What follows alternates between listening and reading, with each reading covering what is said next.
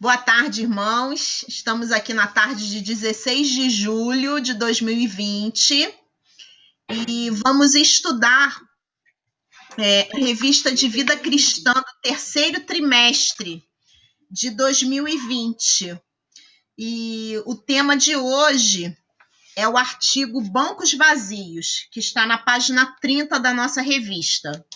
E nós convidamos o pastor Idauro Campos, pastor da Igreja Congregacional de Niterói, para estar conosco, para falar desse tema tão relevante para os nossos dias.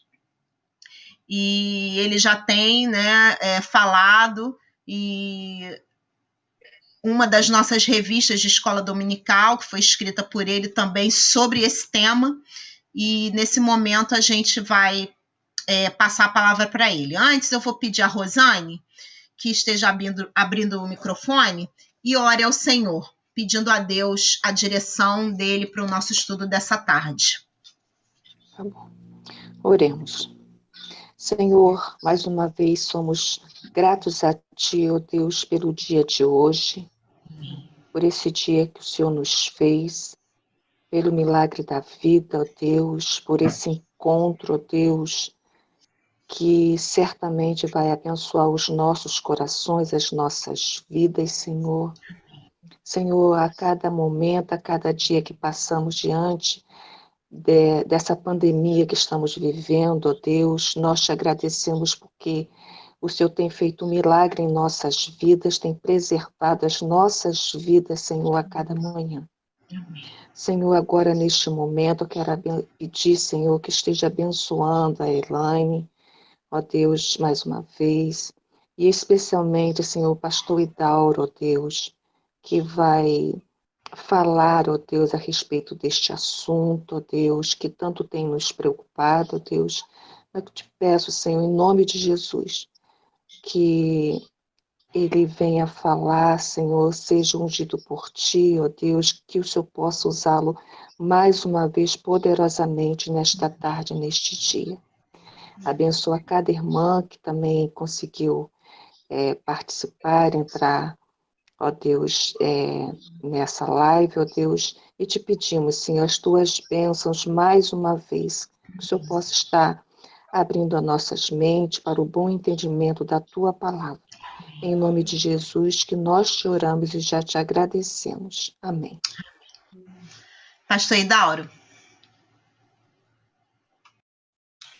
Bem, antes de tudo, quero agradecer o convite que me foi feito para estar com vocês, com as irmãs da Igreja Congregacional de Vista Alegre. Prazer, e que bom que a tecnologia tem nos aproximado, tem sido assim, uma grata surpresa, e como a irmã falou, independente da faixa etária, crianças, adolescentes, que sempre já usaram mesmo, meia-idade, e até os senhores com mais experiência têm feito assim, um trabalho muito bacana, muito extraordinário mesmo, usando a ferramenta, o Zoom, Meet, essas ferramentas, elas entraram para o nosso vocabulário. Eu, por exemplo, nem sabia que Zoom existia, eu nunca tinha ouvido falar em Meet na minha vida, passei a usar esses recursos depois da pandemia. Inclusive, o Seminário Congregacional de Niterói, onde eu sou diretor, hoje está todo adaptado para aulas online.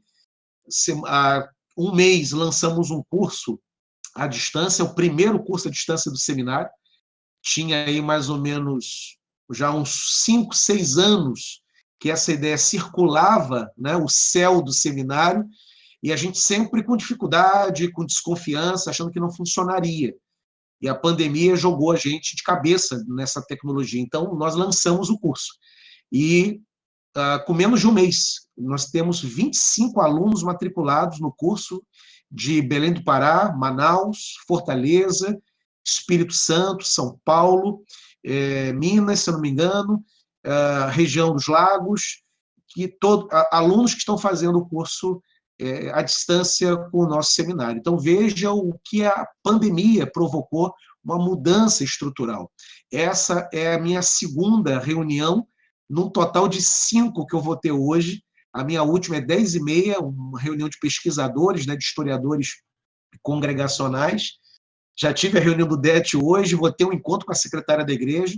Então, assim, impressionante como que nós, né, as irmãs, nos trabalhos da União Feminina, assistindo os cultos, as interações, as igrejas congregacionais, as UAFs, fazem encontros como esse, né, as irmãs se encontrando para poder conversar. Então, acho que eu estou muito impressionado com isso, né? Acho que finalmente nós entramos na era digital mesmo, para valer.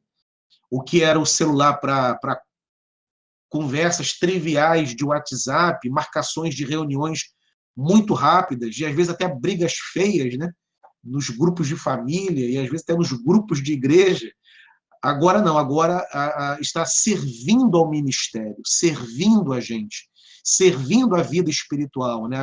Uma prática da espiritualidade passa agora por essa plataforma, né? Ou melhor, a plataforma está passando pelas nossas práticas da espiritualidade cristã. Então, assim, muito impressionado com isso. Então, parabéns aí pela iniciativa das irmãs, né? E a todas, e a mim também, né? Estamos bem-vindos, somos bem-vindos à era digital, finalmente. O tema que me foi compartilhado, um tema que eu tenho trabalhado com ele, que é o tema da deserção institucional, da crise de pertencimento, daqueles que não querem mais congregar. As irmãs, para terem uma ideia, o IBGE, por causa da pandemia, ele não vai lançar os dados do censo religioso. O último censo religioso foi em 2010.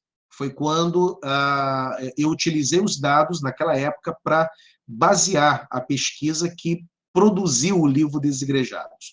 2020 era o ano da atualização desses dados. O censo religioso é feito periodicamente. E o último foi em 2010. A cada 10 anos se faz. Por causa da pandemia, cancelou. Então, ano que vem.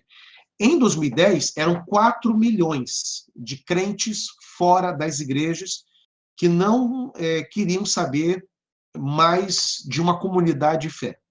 Diziam que eram crentes, né? A afirmação deles era essa: não, eu sou cristão, mas eu não quero mais congregar. O meu problema não é com Deus, o meu problema é com a instituição. Eu não creio mais que essa forma de praticar espiritualidade seja necessária. Eu quero uma outra forma de espiritualidade. Eram 4 milhões. As estimativas, de acordo com a série de variantes que se tem para poder calcular isso, acredita-se que seja hoje mais de 10 milhões. Eram 4 em 2010. Agora, 10 anos depois, acredita-se que seja mais de 10 milhões. Na mais otimista das projeções, 9 milhões para 10 milhões. Na pior das hipóteses, para além de 10 milhões. Evangélicos, brasileiros, fora das igrejas. Congregacionais, batistas, presbiterianas, pentecostais e neopentecostais, né? Ou seja, esse quadro, né, que diz respeito a nós, e muito que provavelmente as irmãs, como eu também, conhecemos pessoas nessa situação, pessoas que talvez até já estiveram dentro das nossas igrejas congregacionais, talvez até lideraram departamentos, foram até líderes importantes, expressivos, talvez alguém da família, um amigo pessoal, um dos meus melhores amigos, que é meu padrinho de casamento, inclusive, está nessa condição. E era um congregacional de igreja histórica, antiga, pastoreado por líderes importantes na denominação. Não quer saber de voltar a congregar.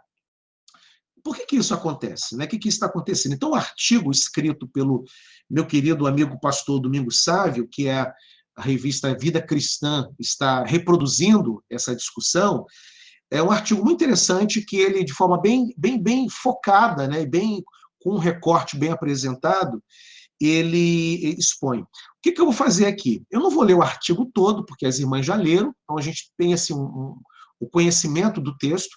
O texto está aberto aqui na minha tela, né? Precisando recorrer a ele, eu assim farei, e as irmãs estão livres também.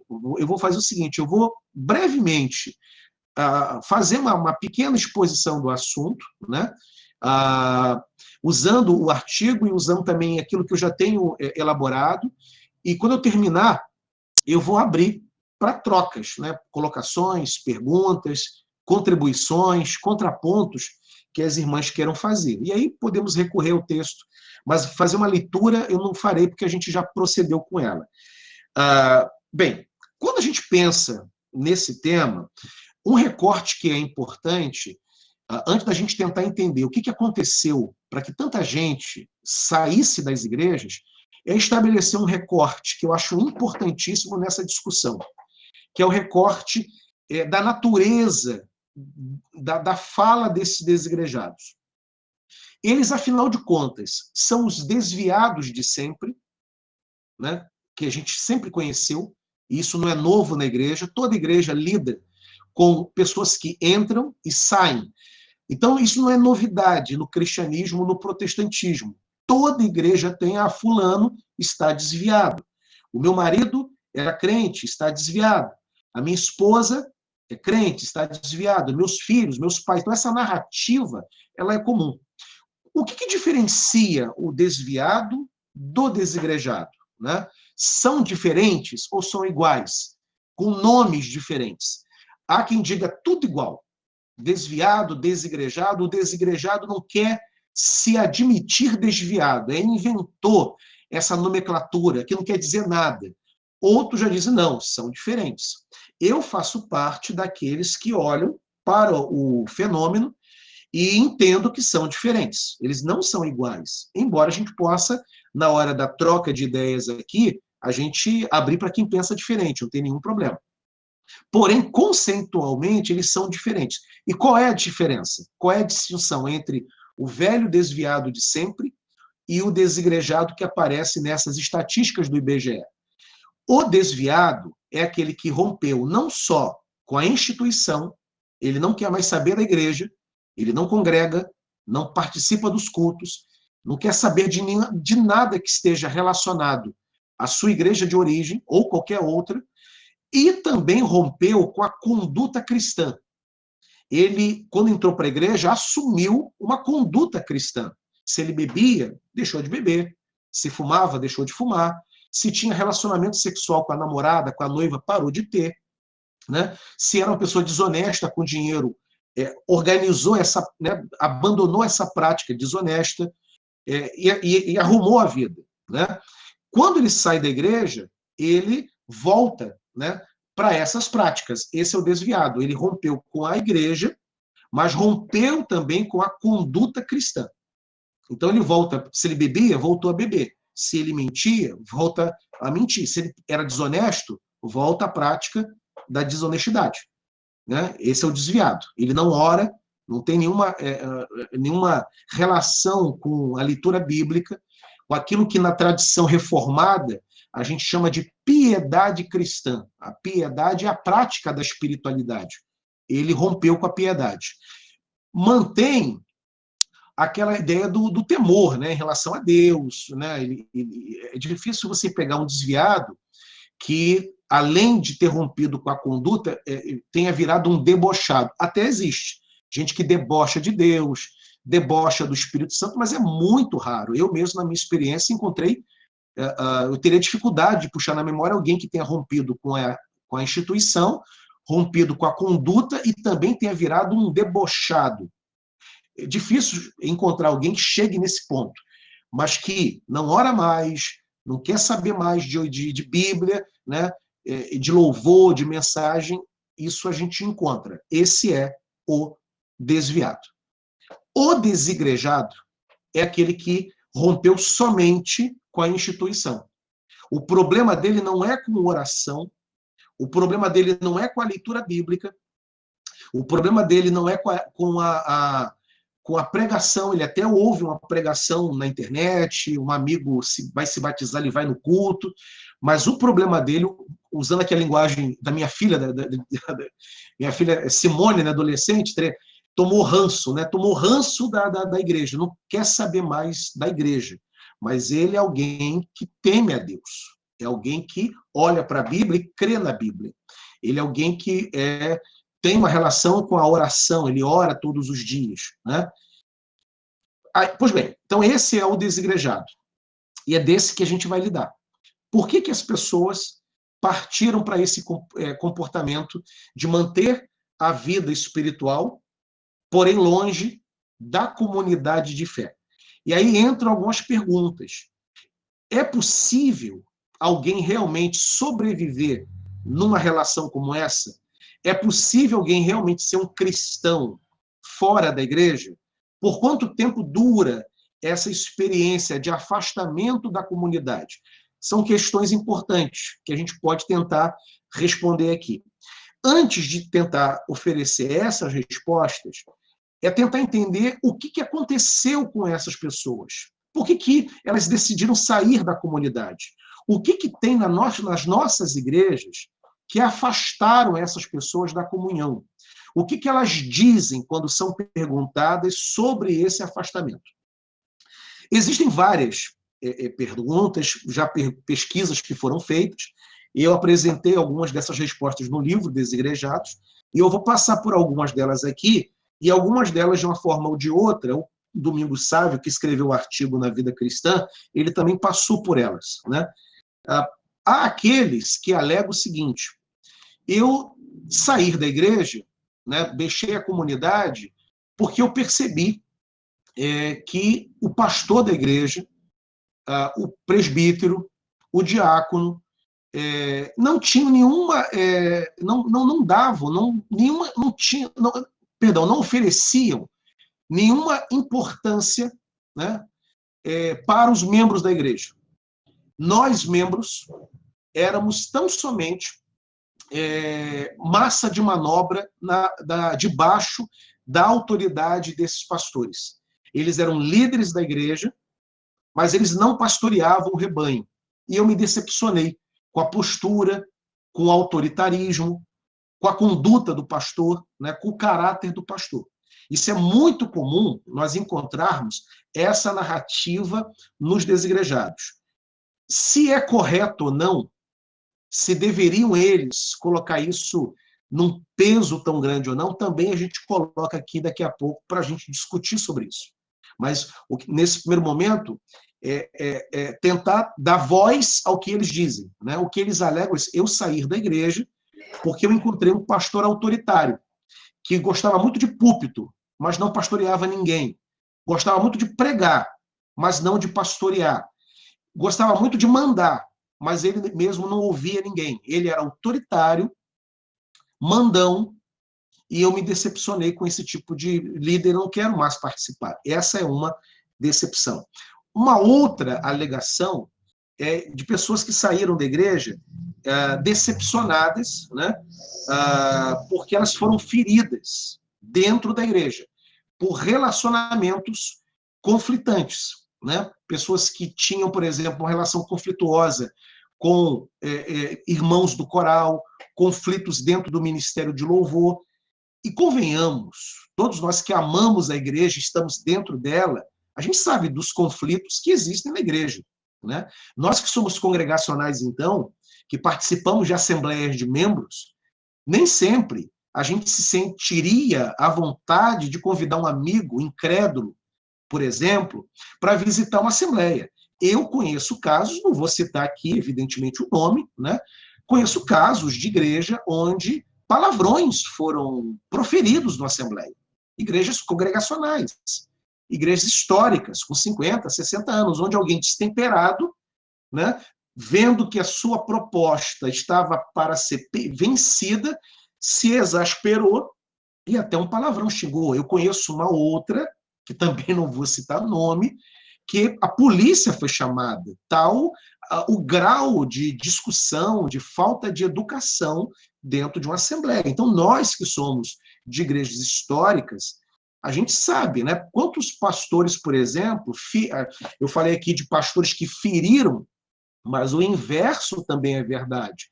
Quantos pastores feridos dentro das igrejas? Quantos filhos de pastores não querem mais congregar porque viram seus pais sendo atacados na igreja? Ouviram comentários, né, maldosos acerca do pastor, que é o pai daquele adolescente. Eu conheci uma família, conversando uma vez com ela, de duas meninas, filhas de pastor, que elas ficavam muito desconfortadas na igreja delas, pois elas não eram convidadas para alguns aniversários. Todo mundo era convidado, elas não. Por quê? Porque elas eram filhas do pastor.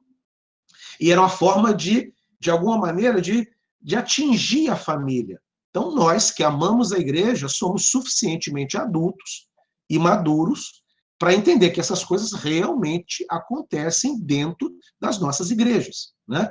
Então, tem esses que falam que me decepcionei com o pastor autoritário, só pensa em mandar, só pensa em dinheiro, né? Igrejas grandes, especialmente de igrejas com determinada teologia, né? Que fala muito de dinheiro, teologia da prosperidade, e o pastor só pensa nisso, e não pastoreia, não visita, não telefona para ninguém, não faz gabinete. Me cansei disso.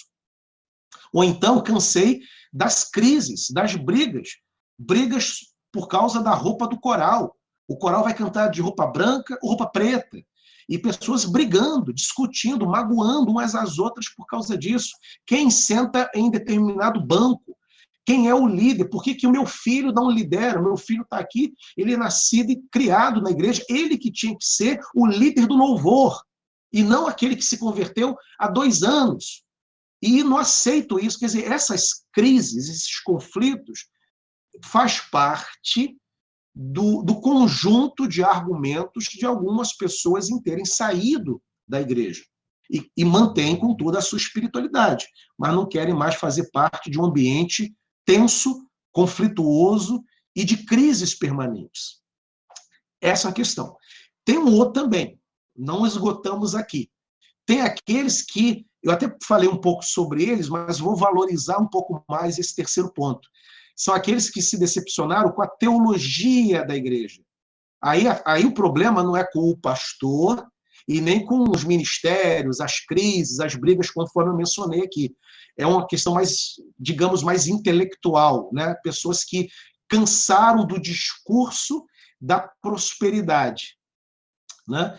Entre para a igreja e você vai prosperar. Você vai deixar o balcão da farmácia e você vai virar o gerente da farmácia. Você vai ser o dono do laboratório. Você vai deixar a portaria do prédio onde você trabalha e você vai ser o dono da cobertura mais cara dentro de alguns anos, né? Você vai ter 2 carros. Você que está solteira, entra para a igreja que você vai casar com o varão mais bonito da igreja. Você é jovem que está encalhado, a moça mais linda, a modelo da igreja, é sua, se você entregar a tua vida para Cristo, né? Esse discurso que fomenta a prosperidade é um dos argumentos que os desigrejados dizem: eu cansei disso. E tem uma fala que eu acho irônica e interessante. Eles dizem assim: eu percebi que a teologia da prosperidade, ela realmente funciona, mas ela funciona para o líder, não para nós. O pastor, sim. O pastor entrou aqui na igreja andando de bicicleta. Chegou aqui na igreja andando a pé. O meu pastor hoje tem uma casa na praia.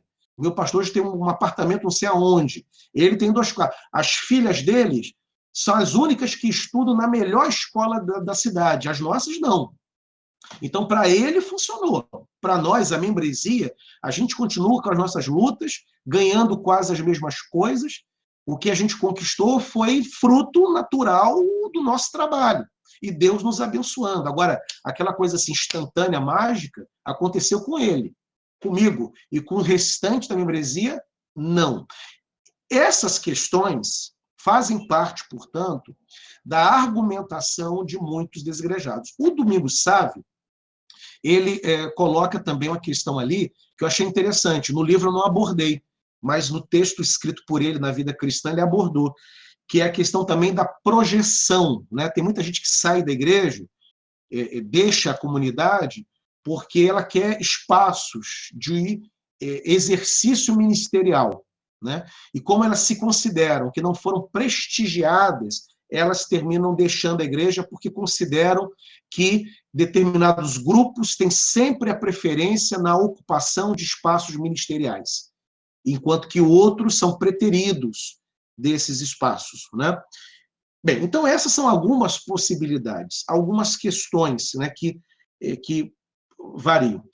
Interessante que existem números que são muito reveladores, né? Por exemplo, há um instituto em São Paulo, chamado BPEC, que catalogou 1 milhão de desigrejados, estão registrados. E ela fez uma pesquisa, alguns experimentos estatísticos, com alguns grupos desse imenso contingente de 1 milhão de desigrejados catalogados. Os números são bastante interessantes. 63% dos que responderam à pergunta, né, desses que foram entrevistados na pesquisa, 63% eles disseram que deixaram a igreja porque eles encontraram abusos, desvios, né, e mau comportamento das lideranças e dos membros dentro das igrejas. Por isso eles saíram, 63%. 62% disseram que voltariam para a igreja se encontrassem uma igreja saudável e um pastor sério. E esse é um dado muito interessante. De cada 10, nessa pesquisa feita, mais de 6 disseram: voltaremos para a igreja se nós encontrarmos uma igreja séria, encontrarmos uma igreja bíblica e encontrarmos um pastor sério. Voltaremos a congregar. Mais de 6 disseram isso. É um dado muito interessante também. Entretanto, 29% desse contingente entrevistado disse o seguinte: nós não voltaremos para a igreja de maneira nenhuma, mesmo que encontremos uma igreja séria, mesmo que encontremos um pastor bíblico, nós não queremos voltar, não voltaremos mais a congregar de forma alguma. É um dado também bem interessante, né? E, por fim, nessa pesquisa que foi feita em São Paulo, o tempo de um desigrejado médio é de 5 a 6 anos de conversão. Encontramos, e é possível encontrar um desigrejado com mais tempo de conversão, tipo 30 anos de igreja e depois disso tudo desigrejou, é possível, e eu conheço pessoalmente, já estive até visitando na residência, na casa de um, que, aliás, era um pastor presbiteriano, por incrível que pareça, né? Não fale em igreja com ele. Ele tem ojeriza, não quer mais saber. É um desigrejado assumido. Mas é mais raro. 5 a 6 anos, nós estamos falando aqui de um público razoavelmente jovem na experiência da fé, né? É difícil você pegar um desigrejado com 20 anos de igreja, 15, 30. É difícil, embora possa encontrar. Agora, esses desigrejados, essas pessoas que se assumiram assim, eu as divido em 2 grupos principais. Por um lado, eu encontro os chamados desigrejados decepcionados, que são esses que entraram e tiveram decepções. Decepção com o pastor, decepção com o presbítero, decepção com a presidente da União Feminina, decepção com a líder do coral, né? Ou então uma decepção com a teologia da igreja. Como eu falei, às vezes o problema não está tanto na figura do pastor enquanto não está nas relações pessoais. O problema está no discurso, né? Ele se decepcionou com o discurso da prosperidade da igreja, o discurso doutrinário. E o outro tipo de desigrejado é o que eu chamo, no livro, inclusive, de desigrejado crítico, né? Crítico do sistema, crítico do modus operandi, crítico da institucionalização da igreja. O primeiro, o decepcionado, o desigrejado decepcionado, ele é mais pastoreável. É possível que ele volte. Nesse grupo de decepcionados, de feridos, você encontra aquele percentual já trabalhado aqui que disse que voltaria se encontrasse uma igreja séria. Porque ele saiu, porque ele viu, ele se decepcionou. Ele entrou para uma igreja achando que ia encontrar um povo bom, um povo pacífico, né? A palavra de Deus sendo pregada, um pastor sério. E quando ele diz que entrou e não encontrou nada disso, ele saiu, e saiu magoado. Se ele encontrar uma igreja séria, ele pode voltar. Então, eu considero esse grupo mais pastoreável. Se cuidar das feridas e elas sararem, pode ser que eles voltem. Agora, o segundo grupo, que é o desigrejado crítico, não. Esse desigrejado crítico, esse segundo grande grupo, eles são muito interessantes, porque eles dizem assim: nem tentem me rotular como alguém que saiu da igreja decepcionado. Eu não sou nenhum coitadinho, não saí machucado com ninguém, não tenho nenhuma ferida. Ao contrário, eu sou até amigo do pastor. Se eu quiser agora pegar o telefone aqui e ligar, pastor, eu vou tomar um café com o senhor. Eu vou lá e tomo. Eu sou amigo do presbítero. Se eu quiser rever todo mundo lá, bater uma saudade, eu vou lá. Eu deixei as portas escancaradas para mim. Esse é o desigrejado crítico. Ele diz que saiu porque ele, lendo a Bíblia, lendo o Novo Testamento e lendo alguns livros, ele chegou a uma conclusão: a igreja não serve para nada. A igreja é apenas um experimento social.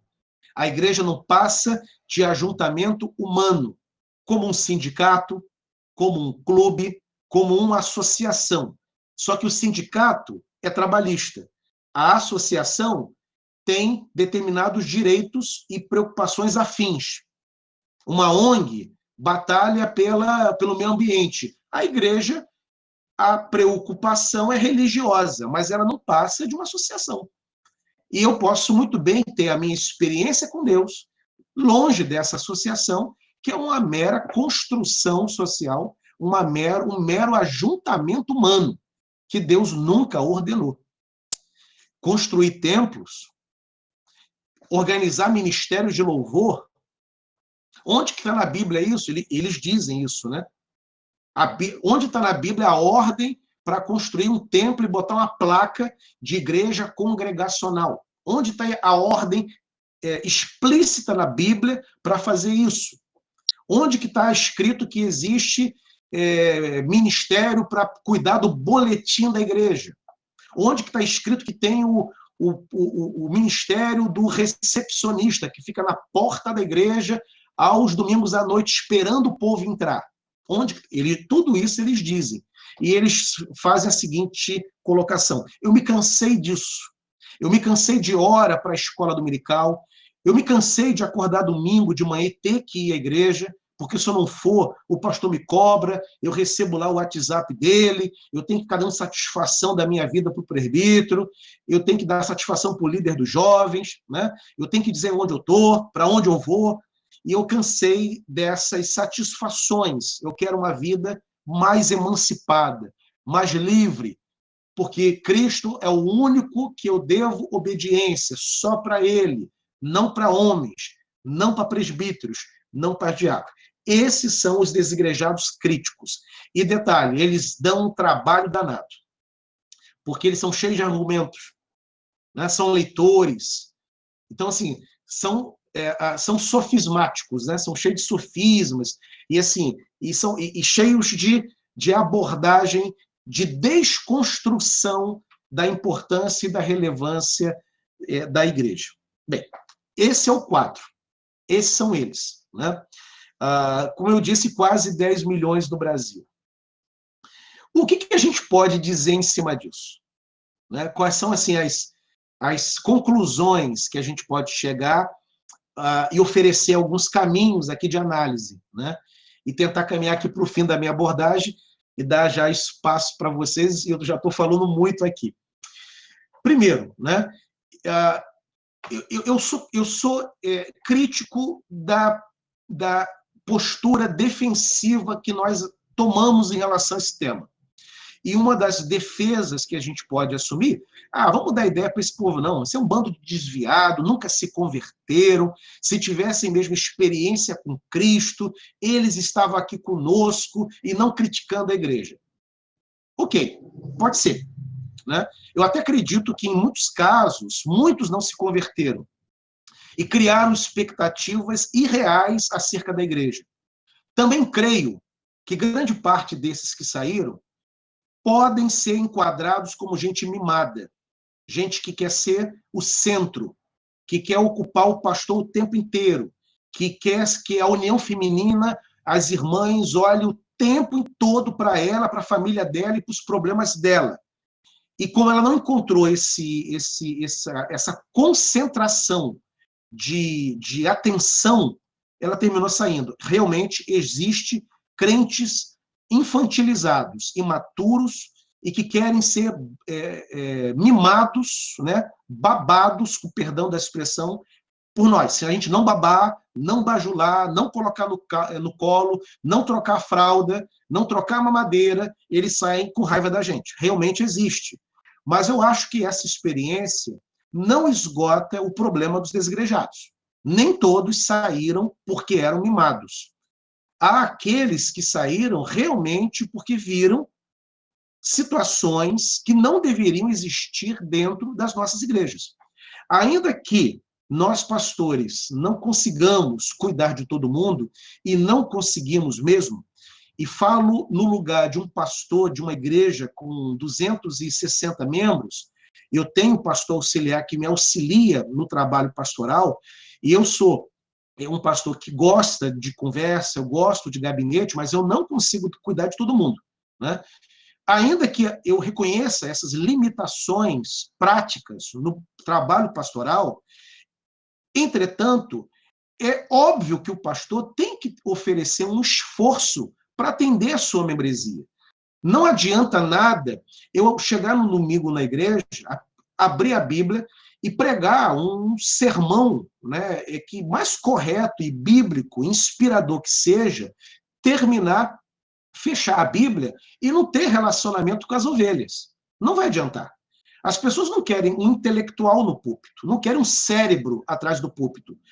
As pessoas querem muito mais, né, encontrar um pastor amoroso, um pastor cuidadoso, um pastor que perceba que a pessoa ali está. Um pastor que, quando ela precise marcar um horário com ele esteja com boa vontade. E não ela sentindo que o pastor está obrigado ali naquele horário, porque ele não gosta muito desse tipo de abordagem, ele não quer muito esse contato mais íntimo. Pastorear implica em cuidado. Existem pessoas que cansam a gente? Existem. Existem pessoas que tiram, às vezes, a gente até da nossa paciência. Eu já passei por isso, eu já me estressei com membros. Mas eu também eu tenho certeza que eu também já estressei, irmãos. Porque essa é uma relação humana. Se eu me estresso com a minha esposa, que é a pessoa com quem eu amo, que eu divido a minha vida, é óbvio que eu vou me estressar também com algum irmão. E se ele que ama a esposa e filhos se estressa com elas, claro que vai se estressar comigo também, né? Mas a despeito disso, tem que haver uma relação de pastoreio, né? E então eu acho que grande parte dos desigrejados, uma fala de uma parcela desses desigrejados é correta, e não é certo a igreja ficar na defensiva, levantar um muro conceitual e dizer, se fossem crentes, estavam aqui com a gente. Saíram porque não eram crentes, saíram porque eram irresponsáveis, saíram porque eram crentes dodói. Não é verdade. Tem muita gente séria que engrossa a fileira dos desigrejados. Esse é o primeiro ponto que eu quero considerar. Em segundo, eu quero lembrar, e o pastor Domingos passa por isso também, que a igreja, ao reconhecer quais os erros que ela tem cometido para tanta gente sair, ela tem a chance de reparar esse terreno, né? Quais são os espinhos que têm colocado pessoas para fora, né? Às vezes, a maneira como um líder aborda, às vezes, a forma como um diácono, vamos falar aqui nesse primeiro momento de liderança, mas nem de longe a liderança é a única causadora de desigrejados. Às vezes, a membresia produz desigrejado também. Mas nesse primeiro ponto, para facilitar a nossa vida, vamos pensar aqui na ótica da liderança, né? A maneira como um diácono aborda um assunto, a maneira como um professor de escola dominical cobra a presença do seu aluno, né? Às vezes, nós valorizamos tanto, né, as panelas da cozinha da igreja e a gente se esquece daquela irmã querida que prepara a comida para a gente, né? Há pressões que, às vezes, circulam dentro da comunidade que chega a um ponto que as pessoas não aguentam mais. Cada um tem um grau de resistência, né? Há pastores, por exemplo, que lidam muito bem com pressão no ministério, né? Com gente que cobra, gente que critica pastor. E ele está ali, como diz na gíria dos adolescentes, ele leva de boa. Tem outros que se sentem intimidados, feridos, não reconhecidos, né? Que lutam para fazer um trabalho sério e nunca são tratados com respeito e carinho da igreja, terminam saindo. Então, quais os espinhos que precisam ser removidos da nossa relação dentro da igreja? Há espinhos, né, dentro da UAF, há espinhos no corpo de oficial da igreja, né? Tem gente que entra para o corpo de oficiais querendo dar sua melhor colaboração, mas ele não aguenta a pressão que vem da membresia. A membresia só cobra, só cobra, só cobra. Nunca reconhece, nunca elogia. E aqui, às vezes, o líder, né, ele faz um trabalho extraordinário de dedicação, com horas, né, abre mão da sua vida, abre mão. Você pensa, por exemplo, eu lembro de um comentário que eu ouvi acerca de um professor de escola dominical que exemplifica o que eu estou dizendo aqui. Um professor que, você pega um membro comum da nossa igreja, que trabalha de segunda a sexta ou de segunda a sábado. Um chefe de família, por exemplo, casado, 2 filhos, trabalha o dia inteiro, chega em casa à noite, cansado, no dia seguinte acorda cedo, vai para o trabalho e aquela rotina se repete. Aí no sábado, que é o dia que ele poderia, levando em conta que ele não trabalha no sábado, passear com a família, ir no cinema, comer uma pizza, ir para a praia, ele separa uma boa parte do seu sábado para preparar uma aula de escola dominical. Ele tem paixão pelo ensino e ele nem ganha para isso, ele não ganha um centavo da igreja para dar aula, ele dá por amor. Aí chega domingo de manhã, ele prepara a aula, depois ele ouve críticas acerca da aula. Eu já ouvi uma vez uma irmã fazer uma crítica dura acerca de um professor da nossa igreja. E um homem dedicado, uma pessoa dedicada, né? Então, quais os espinhos precisam ser removidos para que não haja mais gente saindo das nossas igrejas e deixar as nossas portas e janelas abertas para que essas pessoas possam entrar. E elas disseram, e aqui eu quero terminar, 62%, lembram desse quantitativo? Se nós encontrarmos uma igreja séria, eles não querem uma igreja perfeita. Quem diz, eles querem uma igreja perfeita? Não, eles não querem, eles sabem que a igreja não é perfeita. Eles não querem um super-homem no púlpito, eles não querem John Stott no púlpito. Eles sabem que um Leônidas da vida, que um Hidauro nunca chegará aos pés de um Billy Graham. Eles não querem um Billy Graham. O que eles querem é um pastor. Que quando a mãe morrer, ele possa ligar e chorar com esse pastor.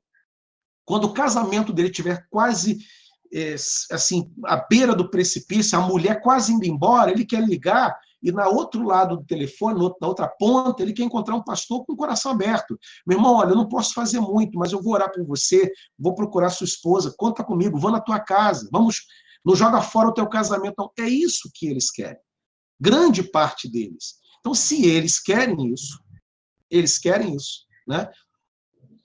A Igreja Congregacional de Niterói, que eu pastorei, pode oferecer isso. Porque isso é correto, não é? Uma igreja bíblica, uma igreja séria, uma igreja saudável, né? E aí a gente pensa o seguinte, o mundo já é tão difícil, o mundo é super conflituoso, ninguém precisa da igreja para entrar e ficar vendo briga, discussão. O mundo já é suficientemente hostil, terrível. Briga a gente tem no trabalho, disputa de poder, um puxando o tapete do outro, críticas injustas, pressão do chefe, mal remunerado, salário baixo, trânsito, tráfico que você volta para casa com medo. Antigamente nós voltávamos para as nossas casas tranquilos. Hoje você volta para casa, você desce do ponto de ônibus, você calcula o tempo que vai chegar no portão com medo, porque o motoqueiro pode te assaltar. Você entra em casa, entrei, vou descansar, a bala está comendo solta, você vai se esconde no banheiro. Quer dizer, é um mundo violento, um mundo agressivo. Aí você vai para a igreja, você se converteu. Aí você aprende que a igreja é casa de oração, a casa de Deus. Irmãos em Cristo, o corpo unido de Cristo. E quando você chega lá, entra, você vê irmão brigando por causa de cargo, porque eu lembro de um caso, e os casos não mencionados aqui, todos casos de igrejas congregacionais nossas, da nossa denominação, que por razões éticas não estou citando, mas tudo fato que eu conheci, né, nessas minhas andanças. Eu lembro de um pastor que foi cobrado no final do culto. Ele terminou o culto, impetrou a bênção apostólica, tríplice amém, vai para a porta para recepcionar os irmãos, muitos dos quais ele só reencontraria no domingo seguinte, e um oficial chegou para ele e falou assim: pastor, um absurdo, eu estava esperando o senhor me chamar para orar, e o senhor não me chamou para orar. Eu queria orar, e o senhor não me chamou. É um absurdo. Quer dizer, o pastor ficou triste com aquilo, né? O pastor entregou o sermão, o pastor nem fez por maldade, mas ele queria, porque para aquele oficial, fazer a oração final era uma questão de honra para ele, né? Então imagina isso, dentro das nossas comunidades, né? Críticas injustas, brigas por causa da roupa do coral, qual é o repertório do coral.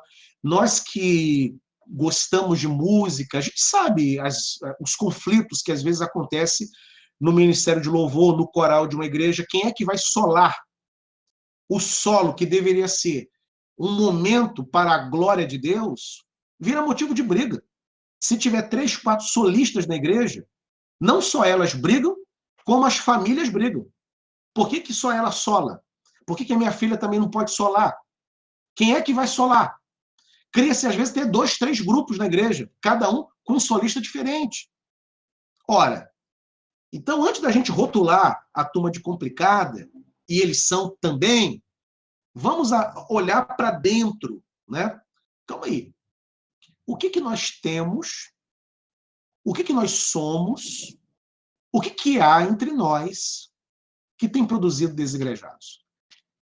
Tem produção de desigrejados aqui dentro? Somos potenciais produtores? Então, vamos fazer o seguinte, vamos identificar esses espinhos que está colocando gente para fora e vamos removê-los, né? Para que, ao entrar, o que eles encontrem seja não uma igreja perfeita, porque eles não procuram, mas uma igreja bíblica, uma igreja séria. Que as nossas igrejas sejam mais como um jardim regado, como diz o livro do profeta Isaías. Um jardim regado, né? Igrejas saudáveis, simples. Não precisa ser um pastor com doutorado, pode ser o velho pastor formado nos nossos seminários, mas que seja um homem de Deus, dedicado à oração, que acompanha o rebanho, que ama o rebanho, né? Que está ali na igreja, que termina o culto, você encontra ele comendo salgadinho no gabinete da igreja, que senta com jovens, né? Que participa do retiro, que é acessível. E esse tipo de igreja, nós congregacionais, a gente sabe ser. E os nossos pastores, grande parte deles são assim. Tanto é que há desigrejados entre congregacionais, mas não é tanto quanto comparado com outras igrejas. Porque apesar dos nossos problemas, as nossas igrejas são saudáveis, têm seus problemas, mas a grande maioria são igrejas saudáveis, e os nossos pastores, a despeito dos seus muitos erros, a maioria também deles são homens de Deus. Então, que Deus abençoe as nossas igrejas, abençoe as nossas UAFs e abençoe os nossos pastores. Amém, amém. Alguma irmã quer colocar alguma coisa? Só apertar o narizinho e acionar o microfone.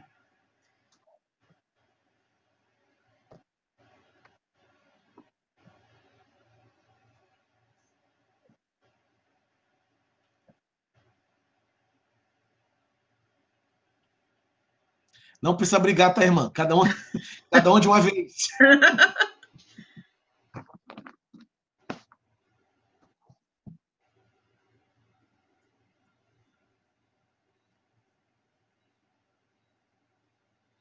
Peraí que Soninha tá querendo. Fala, Sônia. A briga Abre a sua Idaura com o microfone. Não é para não falar, não, é com o microfone para ele abrir. Oi, Albanise. Bom te ver. Então, hoje nós estávamos ouvindo o pastor Ebenezer, e ele estava colocando essa questão que o senhor falou aí, das pessoas, né, que falam essa questão do privilégio, né, de, eu sou a solista, por que eu não sou lei, né, eu faço isso. Aí ele contou o caso de um menino, né, que era instrumentista da igreja. Aí ele chegou para o menino e perguntou, mas cadê sua Bíblia? Aí ele disse, Bíblia? Não, pastor, eu aqui só toco baixo. Aí ele virou para o menino e falou, não, meu filho, olha só, está escrito aqui na Bíblia, nem só de música viverá o homem, nem só de som viverá o homem. Então, né, é assim mesmo, às vezes são coisas pequenas, né, que afastam as pessoas do evangelho. Mas o autor aqui, ele faz uma abordagem, né, sobre a rotatividade dos templos, né, a rotatividade. Aí eu queria que o senhor falasse um pouquinho sobre isso, se puder falar sobre a rotatividade dos templos. Sim. Inclusive, tem uma pesquisa, deixa eu só localizar aqui, uma pesquisa de um autor chamado Jonas Becker. Ele trabalha com o conceito de trânsito religioso, né? E o nome trânsito religioso já diz, as comunidades que praticam o nomadismo religioso. O indivíduo, ele está hoje na congregacional, aí ele se aborrece, vai para Batista. Chega na Batista, ama a igreja, ama o pastor, encontrou a verdade. Aí passa um tempo, o encantamento vai embora, entra na fase do desencantamento. Aí sai magoado com a igreja e com o pastor falando mal de todo mundo. Aí vai para uma outra igreja. O mesmo processo se repete. Encantamento, consolida, e depois ele se desencanta e sai falando mal da igreja e do pastor. Isso, então, o Jonas Becker, ele cunhou a expressão trânsito religioso. Gente que transita de igreja em igreja. Eu conheci uma família... vamos lá. A trajetória dessa família cristã. Começaram na congregacional da UISCB. Passou um tempo, todo mundo daquela família foi batizado, pai, os filhos, todo mundo. Passou um tempo, começaram a brigar com aquela igreja, né? E com aquela família, com o pastor. Saíram. Aí foram para a igreja congregacional independente, ficaram lá um tempão. E saíram falando mal da igreja anterior. Depois de um certo tempo, saíram da congregacional independente.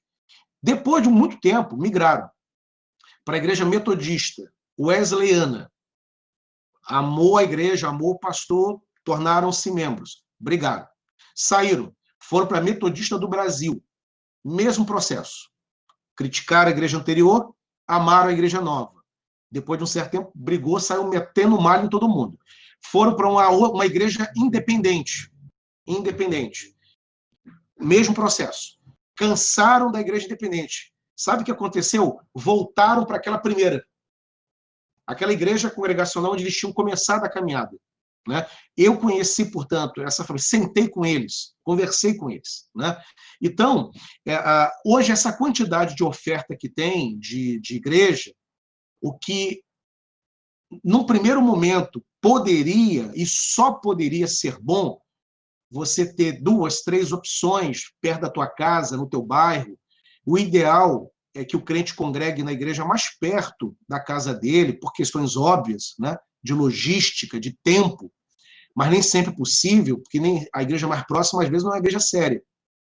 Então, você termina optando numa outra igreja. Então, aquilo que deveria ser bom, uma oferta maior de igrejas, e quanto mais igrejas, significa, em tese, mais pessoas sendo evangelizadas, mais pessoas congregando, né?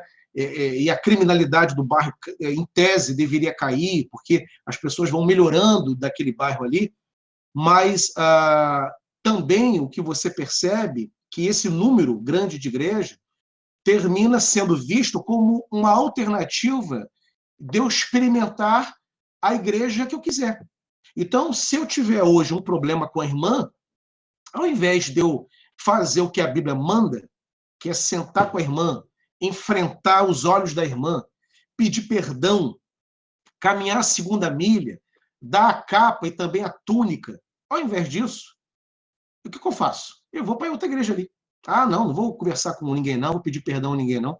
Eu vou. E detalhe, antigamente os pastores eram mais ciosos desses membros. O pastor levantava a vida, ligava para o pastor anterior, o antigo pastor.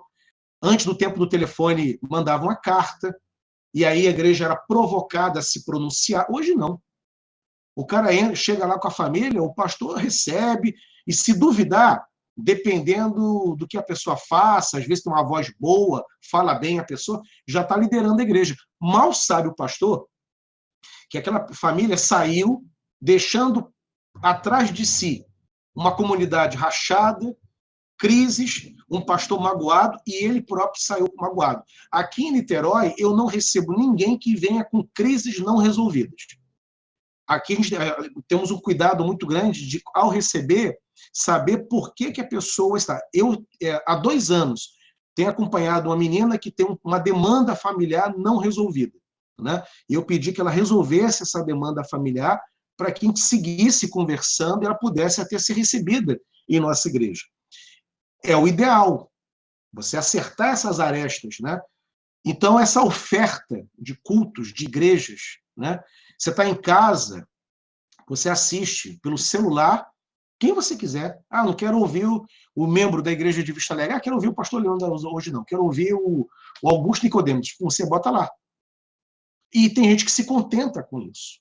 Então, isso é sim um problema nesse mundo pós-moderno e, de alguma maneira, isso passa também pelo fenômeno dos desigrejados.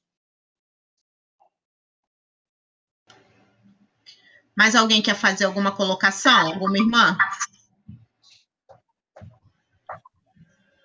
Pastor Hidauro, deixa eu perguntar, sabe o percentual desses desigrejados que fazem esse trânsito de igreja? Eles estão incluídos nesse primeiro grupo, ou nos decepcionados ou nos críticos? Eu vou pegar aqui um livro que ajuda na resposta.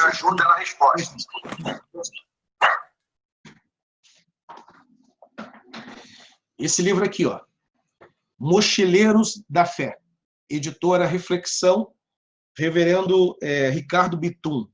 Ricardo Bitum, ele é um pastor de uma comunidade em São Paulo, uma comunidade evangélica, e ele também é doutor em estudos sociais, né? Professor do Mackenzie, inclusive lá em São Paulo.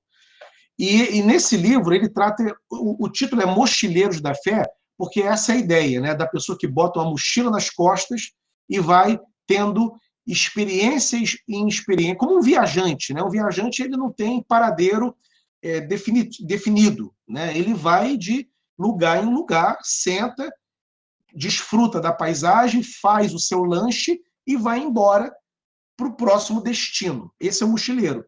Então, ele trata desse tipo de crente, né, que transita de igreja em igreja, com essa figura de linguagem, né? Os mochileiros da fé. E nessa obra aqui ele trabalha com quadros estatísticos, né? Aqui. Ele trabalha com quadros estatísticos, ele fez uma pesquisa de campo na Igreja Mundial do Poder de Deus. Porque essas igrejas, Mundial do Poder de Deus, Igreja Universal, Igreja da Graça, com todo respeito a essas comunidades, grande parte daquelas pessoas são oriundas de igrejas outras, né? Grande parte delas. E pessoas assim que não querem tornar-se membros de uma igreja convencional. Porque na igreja convencional você tem que ser membro da igreja, você é conhecido pelo líder do louvor, a presidente da União Feminina cadastra as irmãs, o pastor sabe onde você mora, ele pode te ligar a qualquer momento, né? E nessas igrejas mundial, não há rol de membros. Você comparece ao culto, oferta, ouve a mensagem e vai embora. Você não conhece, você sabe o nome do pastor, mas você não tem vínculo com ele. Esta é a proposta, né? Então, nessa obra aqui, tem a resposta que a irmã precisa em termos de estatísticas do movimento.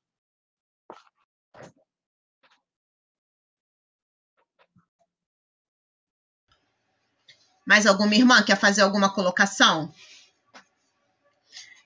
A gente, às vezes, assim, eu tenho estudado algumas... Hoje tem sido tema muito de algumas cadeiras das faculdades, né, principalmente dos ensinos de pós-graduação voltados para o desenvolvimento humano, certos assuntos que já estão na Bíblia há muito tempo, mas só agora isso tem sido estudado por cientistas das grandes universidades mundiais e tem sido colocado isso nas matérias.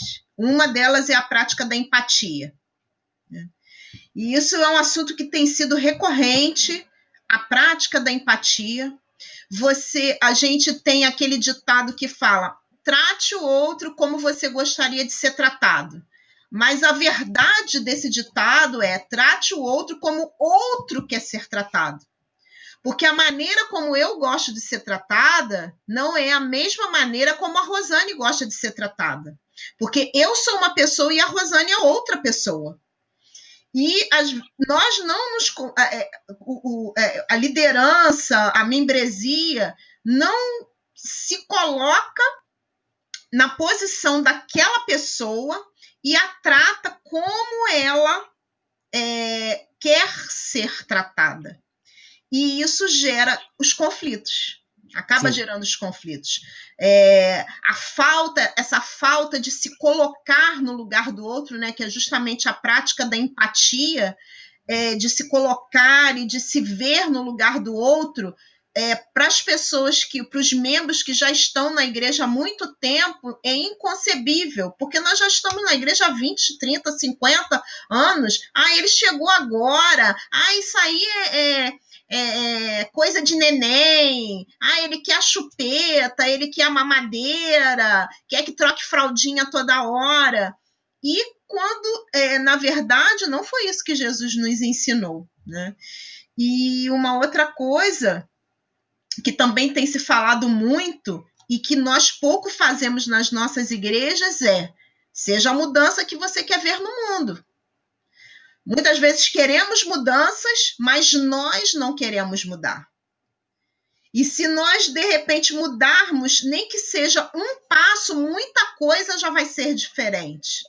Uma mudança, nós temos que nos adaptar aos novos tempos, abrir a nossa mente para o novo. O mundo mudou, assim, em 3 meses, o mundo virou de pernas para o ar. E muitos irmãos não estão sabendo lidar com essa situação. Né? Esse é um exemplo típico do momento que nós estamos vivendo. E as igrejas, de uma forma geral, não estavam preparadas para isso. E muitos irmãos entram agora, eu estou entrando agora num outro assunto sobre a questão da crítica. Abre a igreja, não abre a igreja. Abre, não abre, porque o pastor tem que abrir. Porque se o pastor não abrir, eu vou para aquela que está aberta. Mas não vê o que está por trás dessa decisão de abrir ou não abrir. Porque a responsabilidade é do pastor e dos líderes da igreja, no caso dos diáconos e presbíteros, e se tratando de igrejas congregacionais. De uma certa forma, a vida das ovelhas está na mão dessas pessoas, porque será um ato de irresponsabilidade muito grande abrir a igreja e se alguém contrair a Covid-19, adivinha de quem vai ser a culpa? Exatamente. O pastor Hidauro, que mandou abrir a igreja, é o primeiro. Será o primeiro a ir para as barras dos tribunais, né? Porque certamente a família não crente daquele irmãozinho acima de 60 anos que contraiu a Covid-19 vai colocar a culpa na igreja, vai colocar a culpa no pastor Hidauro, vai colocar a igreja na justiça, e quem vai sentar lá no banco? O pastor. Pastor. Então, são questões assim delicadas em se tratando de pessoas, e isso acontece em todas as organizações. E as organizações, no caso seculares, as empresas, elas estão com os seus olhos voltados para isso, para o tratamento dos seus empregados, para que seja um tratamento mais humanizado, para que se pratique realmente essa empatia, se colocar no lugar do outro, para que as empresas possam andar. E nas nossas igrejas também não pode ser diferente. Exatamente. E engraçado que a igreja que tem, né, uma oportunidade pedagógica mesmo, didática, de poder propor realmente esse relacionamento mais ancorado na valorização do outro, termina, às vezes, sendo um espaço de disputa, né? Disputa por cargo, quem chega primeiro, quem senta onde.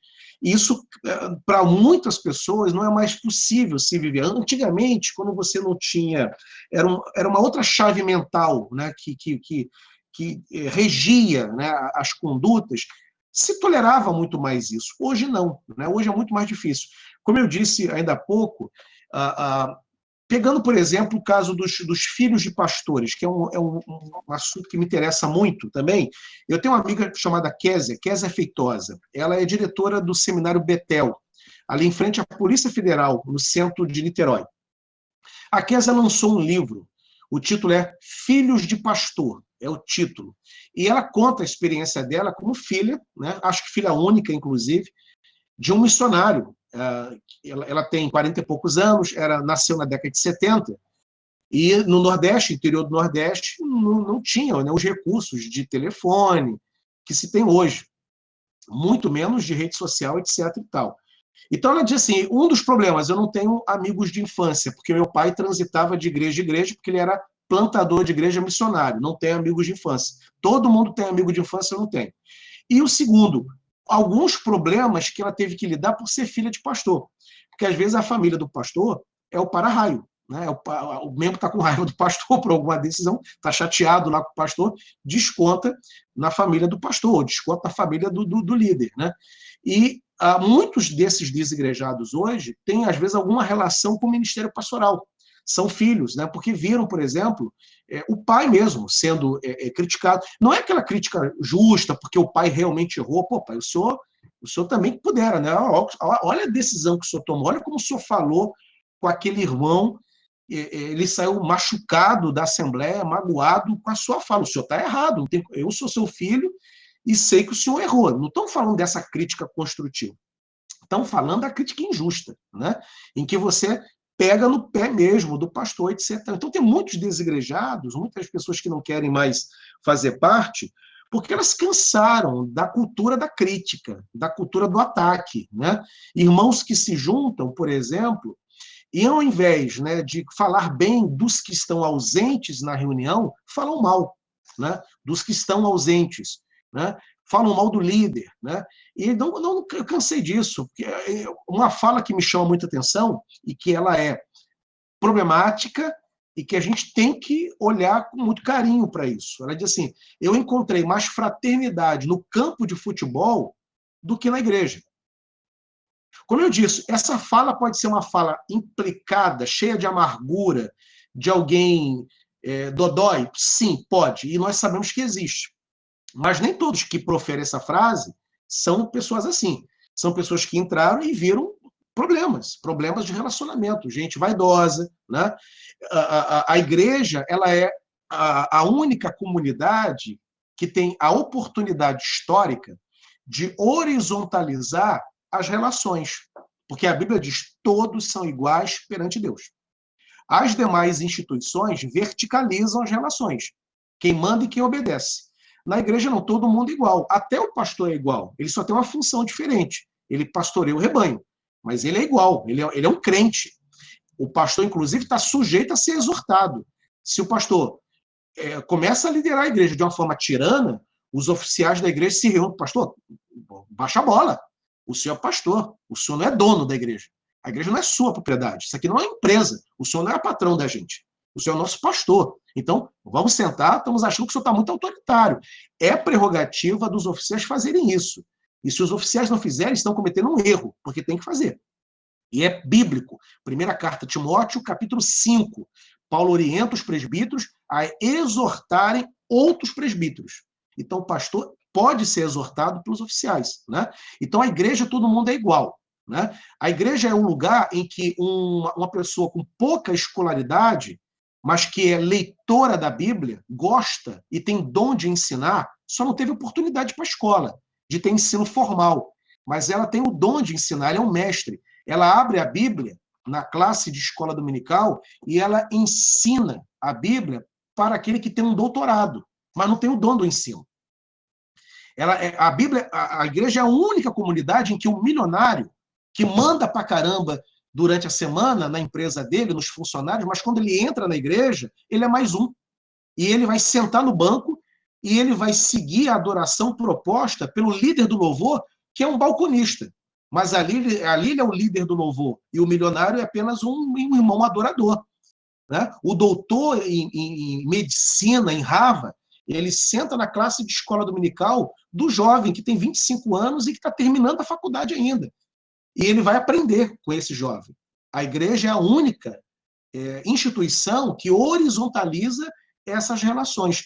Então, a gente perde uma oportunidade de ser esse tipo de comunidade quando a gente insiste na disputa, na crítica, né? Sabe com quem eu estou falando, eu estou aqui há 40... Meu pai foi fundador disso aqui. Calma aí, seu pai foi fundador. Tem uma história monumental, digna de ser lembrada, mas não é dono. A sua família não é dona da igreja. É uma família importante, é uma família histórica, tem história. Esses bancos aqui têm o cheiro da sua família, mas isso não transforma vocês em dono. Vocês são iguais a mim, que acabei de chegar. Né? E a igreja congregacional é linda por isso, porque você pega um jovem, uma pessoa de 20 anos de idade, por exemplo, ela se converte, passa um tempo na classe de batismo, ela é batizada, se torna membro no primeiro domingo após o batismo. Se tiver uma assembleia de membro, ela tem assento nessa assembleia, e ela pode falar. E a voz dela, pelo menos em tese, ainda que ela vai ter que demonstrar, né, confiabilidade, ganhar confiança, mas, em tese, nas teorias do congregacionalismo, esse jovem convertido, já batizado e recém-ingressado, inserido na igreja, a voz dele pode ser tão ouvida como a minha voz, que sou um pastor. Então, o congregacionalismo é uma grande oportunidade de uma comunidade plural, onde o que rege são os dons, né? Não é quem pode, porque tem dinheiro, ou então o irmão que fala 2, 3 idiomas, é esse que vai liderar, não. Na igreja congregacional, quem manda é o Espírito Santo, é a distribuição dos dons. Canta quem tem voz, não porque é filha do pastor. Vai dar aula quem tem dom de ensino, não porque é irmão do pastor. Né? O tesoureiro é alguém que tem habilidade com o dinheiro, não porque é fechamento do presbítero mais importante da igreja. Né? Então, a igreja congregacional ela é uma grande resposta ao movimento dos desigrejados. A igreja congregacional, o pastor, ele é acessível, ele ganha salário, tem grande parte das igrejas congregacionais tem plebiscito. Aqui em Niterói tem plebiscito. Ano passado foi o meu. Né? Em novembro, eu pastoreei a igreja por 4 anos. Quando foi em novembro, fui submetido a um plebiscito pastoral e meu mandato foi renovado por mais 4 anos. Vou ficar mais 4 anos. A membresia que decide. Não interessa se eu já sou pastor da igreja, né, que eu já faço um trabalho, não. A última palavra é da membresia. Claro, a última palavra é de Deus. Mas do ponto de vista das nossas normas, quem decide é a membresia reunida. Né? Então, nós temos uma grande chance de sermos essa igreja bíblica e saudável, né? Transparente. Os desigrejados reclamam de pastores milionários. Né? Nós, pastores congregacionais, ganhamos salários aprovados pela igreja. O nosso salário é lido em público. Todo membro da igreja sabe quanto que eu ganho. Né? Porque o tesoureiro dá aquela informação. Então, o membro congregacional sabe quanto que entrou, quanto que saiu, para onde que está indo esse dinheiro. Ele pode discordar, ele pode propor. Né? Ele pode fazer uma crítica. Pastor, está gastando muito nessa área aí. Né? Pastor, está gastando pouco, está investindo pouco em missões. R$1.000 para missões, pastor, muito pouco. Vamos mandar 2, vamos mandar 3. Numa igreja episcopal, ele ouve e fica calado. Ele não sabe quanto que o pastor ganha, quanto que a igreja ganha, quanto que a igreja arrecada. se o pastor é sério, honesto, às vezes a família, o tesoureiro é irmão do pastor. Na congregacional, não é assim. E tanto é verdade que aí eu posso fazer um apelo à memória das irmãs. Se nós formos pensar assim, vamos pensar em escândalo no ministério pastoral. Se eu soltar o tema do adultério, a gente vai lembrar de alguns casos, né? Porque um pastor que deixou o casamento, deixou a esposa, se envolveu com uma irmã da igreja, a gente sabe de um caso aqui e ali. Agora, se eu falar assim, irmãs, pastores que roubaram a igreja congregacional, vai ser um esforço. Por quê? Porque o sistema nosso, da transparência, da leitura pública, da satisfação das contas, isso inibe qualquer pastor mal intencionado. Nós temos mecanismos que inibem isso. Então, muito do que os desigrejados estão procurando, ética pastoral, pregação bíblica, uma igreja simples, preocupada com missões, não perfeita, mas séria, transparente com as finanças, que o pastor ganhe o salário dele, desde que seja aprovado pela igreja, desde que seja um salário honesto, digno, justo, nem mais e nem menos, né? Um amigo meu deixou a igreja dele ao descobrir que o pastor dele ganhava 20 mil reais. E convenhamos, 20 mil, quando a maioria da igreja ganha 1.000, 2.000, um bem remunerado às vezes ganha 3 mil, então uma diferença muito grande, né? Se o pastor ganha 20 mil, que a membresia ganha os seus 10, seus 8, seus 12, seus 15. A igreja de classe média, 20 mil, dependendo do perímetro urbano da igreja, está até pouco. Se é uma igreja de classe média alta, se pensarmos na presbiteriana Betânia, está até pouco, dependendo com que os membros ganhem. Agora, em outra área, é absurdo um pastor ganhar 20 quando tem uma base assalariada. Esse irmão, que é muito correto, muito sério, dizimista, né? Ele não, acha errado, eu saí, eu vou para outra igreja. E está na outra igreja, que o pastor também é assalariado, mas é um salário que ele considera. E detalhe, eu conheço, inclusive, o pastor desse rapaz, e ele falou quanto que o pastor ganha. Não ganha salário mínimo, ganha bem. Mas ganhar bem é uma coisa. Agora, viver nababescamente, enquanto a membresia anda de um ônibus, às vezes não tem nem passagem para ir para a igreja, eu não quero fazer parte de uma igreja assim. E o pastor nem se preocupa, ele entra no carro do ano dele, ele viaja, a filha dele faz inglês, francês, alemão, a nossa estuda em creche, escola pública, e a gente uma luta. Então, essas questões que passam pelas preocupações dos desigrejados, grande parte delas não existem nas nossas igrejas congregacionais. Então, eu considero a comunidade congregacional, com todos os seus problemas, uma grande resposta boa aos desigrejados. Mais alguma irmã quer fazer alguma colocação?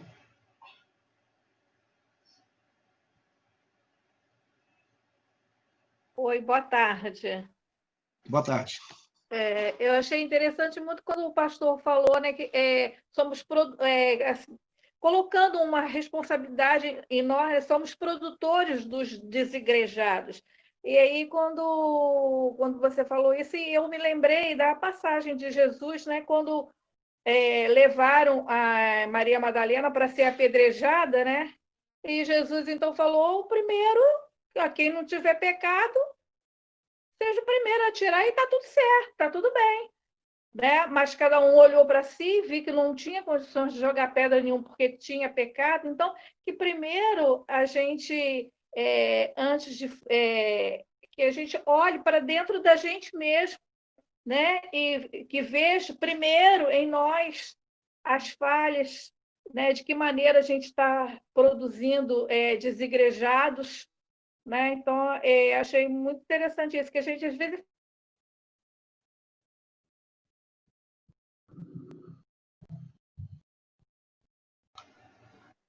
Travou, né? Travou.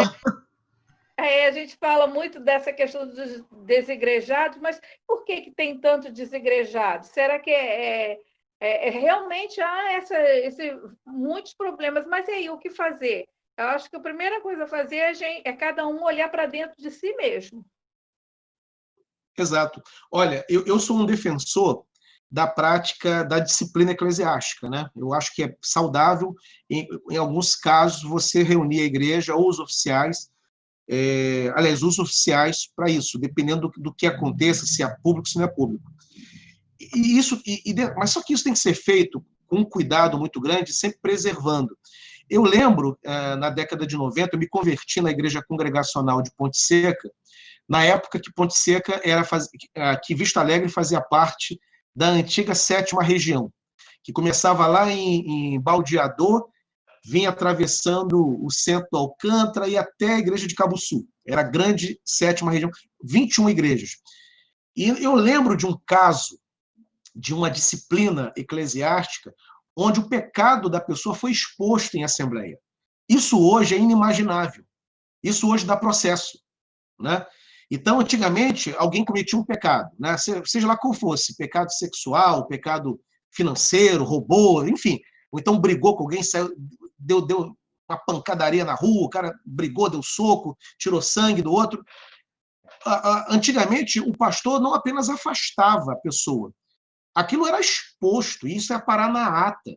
E era um constrangimento, eu lembro, eu era jovem na época, você sofria um constrangimento na hora que o assunto era exposto, a secretária de ata registrava, e aí vinha 2 meses depois, quando tudo já tinha caído no esquecimento, na hora de ler a ata, trazia aquilo à memória novamente, era um novo constrangimento para a pessoa, ou para a família da pessoa, né? Hoje é inimaginável essa publicidade, né? Então é o que Jesus fez. A mulher adúltera, ela foi tratada no seu pecado. Jesus foi muito claro para ela: vá e não peques mais. Ou seja, olha o que você fez, você está sendo liberta, os teus acusadores não estão aqui para te apedrejar.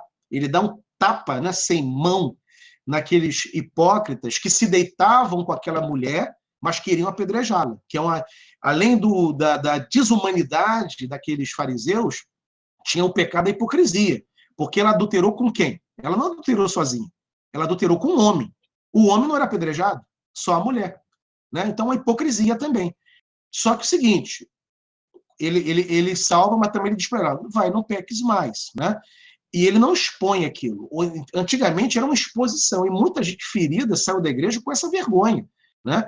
Jovens que eram disciplinados, o que eles faziam era lido. E o Caio Fábio, na época, dizia o seguinte: eram as assembleias, ninguém gostava de assembleia de membro, mas tinha 2 assembleias que lotavam. A assembleia, quando o pecado ia ser exposto, aí a assembleia lotava, aparecia todo mundo, né, até os velhinhos vinham de cadeira de roda para saber o que o outro tinha feito. E, em segundo lugar, quando era assembleia para tirar pastor. Aí lotava essa assembleia também, né?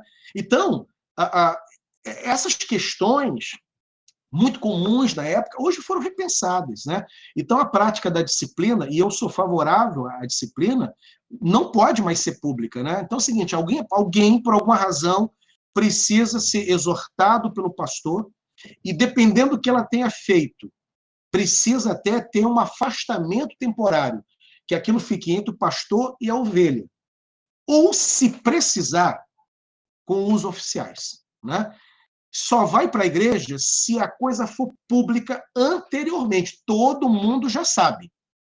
Independente do pastor falar ou não, está todo. Aí o pastor até precisa falar, do contrário, ele dá um recibo de conivência. Então ele tem que tratar. Mas todo mundo está sabendo, né? Agora, o pastor ser o portador dos pecados alheios, a assembleia ser a audiência para conhecer o pecado alheio, isso aí, graças a Deus, é um passado que nunca mais deva voltar. E, por causa disso, muita gente saiu das nossas igrejas. Mais alguma irmã quer falar alguma coisa?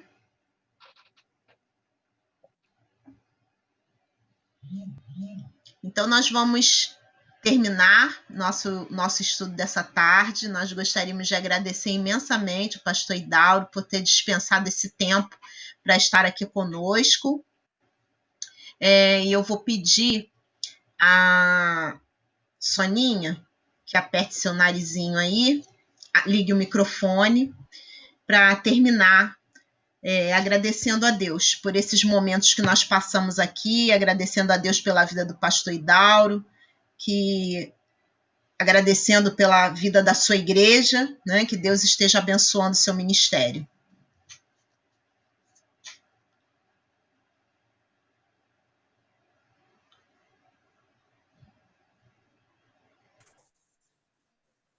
Meu microfone tem vontade própria, entendeu? Ele é horrível. Tá bom, queridos.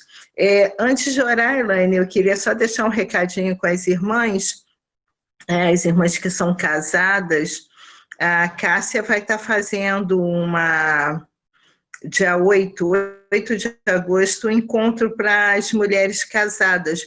Vai ser de 9 a meio-dia. Eu vou passar o link para as irmãs se inscreverem no encontro, tá?